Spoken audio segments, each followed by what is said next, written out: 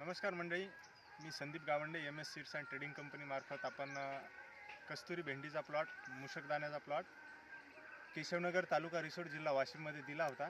तर आज आपण स्वतः शेतकरी सध्या शेतामध्येच होते योगायोग, तर त्यांची पण आज मुलाखत घेणार आहे. तर नमस्कार मामा. नमस्कार.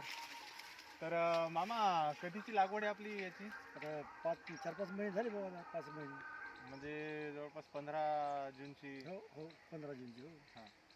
तर कसं वाटलं बरं आपल्याला प्लॉट? काय अपेक्षा आहे या उत्पन्नातून? प्लॉट चांगला वाटला, पण आपल्याला बाबा 30 गुंठ्यात 4-5 क्विंटल व्हावं असं आपली अपेक्षा आहे. म्हणजे 30 गुंठ्याचा प्लॉट आहे शेतकरी मित्रांनो. हो. आणि जवळपास तोडे किती झाले याचे? याचे 2च तोडे केले आपण पहिले. आणि दोन तोडे झालेले आहेत. हो, 2 तोडे झालेले आहेत. बरं. तर जवळपास 2 तोड्यामध्ये काय वाटते तुम्हाला, त्या 2 तोड्यामध्ये किती उत्पन्न होईल? आता ते साधारण सांगता येत नाही म्हणा, पण आता दोरकपोती होतील असा अंदाज आहे.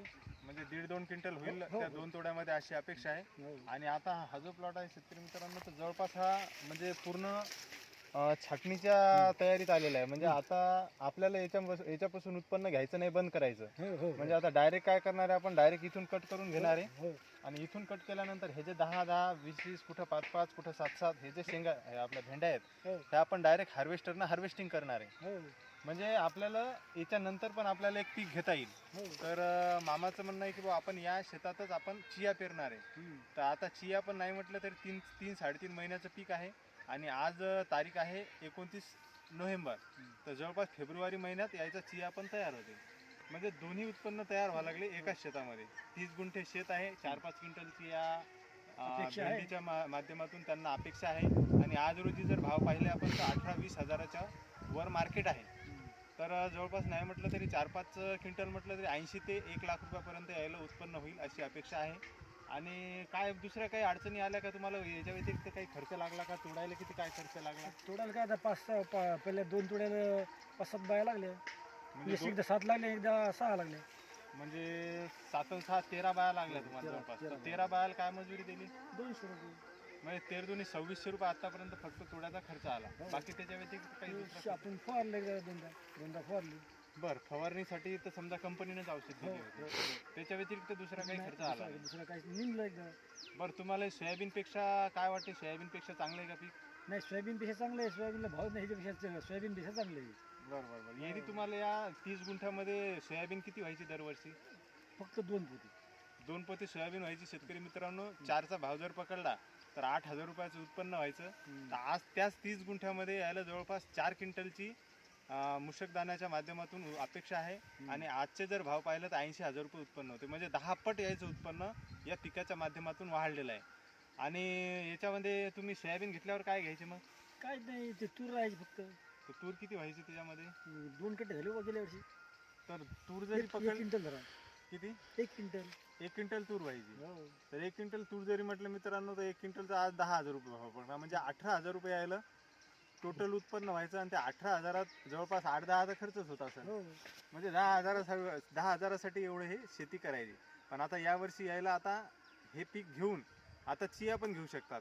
चिया नाही म्हटलं तरी 3 क्विंटल जरी झाला यायला आणि 10चा भाव जरी पकडला तर ते 30,000 रुपयाचं ते एक उत्पन्न व्हायला. म्हणजे जवळपास नाही म्हटलं तरी सर्व उत्पन्न 30 गुंठ्यात त्या लाख रुपयाच्या वर जायची अपेक्षा आहे.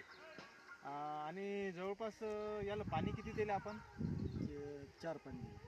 आत्तापर्यंत 4 पाणी दिले. तर सुरुवातीला जेव्हा आपण पेरणी केली, लागवड केली, तर 15 जूनला लागवड केली, तर पावसाळ्यामध्ये तर याला काय पाण्याची आवश्यकताच नसेल पडली. पुढे आता जेव्हा औषधात पडली तेव्हा दिला पण पाणी. हां, म्हणजे जेव्हा दिवाळी झाली समजा, त्याच्यानंतर याला जवळपास 3-4 पाणी तुम्ही दिलेले आहेत. बाकी काय अडचणी? रोही, रांडुकरा, हरणं काही त्रास? रोह्यानं खाल्लं नाही, हरणानं खाल्लं नाही, शेळीने खाल्लं नाही. म्हणजे त्रास कुठलाच काही नाही या पिकाला? शेळी नाही खात म्हणजे काहीच खात नाही. बरोबर.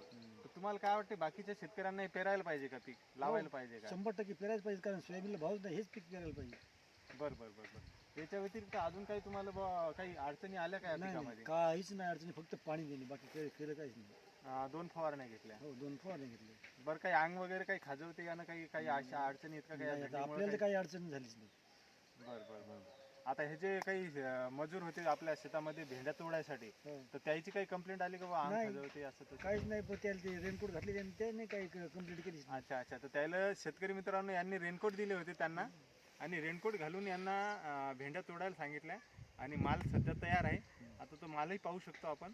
आणि जवळपास 5 महिन्याचं आत्तापर्यंत पीक झालेलं आहे. 5 महिन्यात आता जवळपास हे उद्या पूर्ण आता हे हा भाग पूर्ण कट करून घेणार आहेत. म्हणजे उद्या पूर्ण हार्वेस्टिंग होणार ही आणि उद्या हार्वेस्टिंगचा पण आपण व्हिडिओ घेऊ.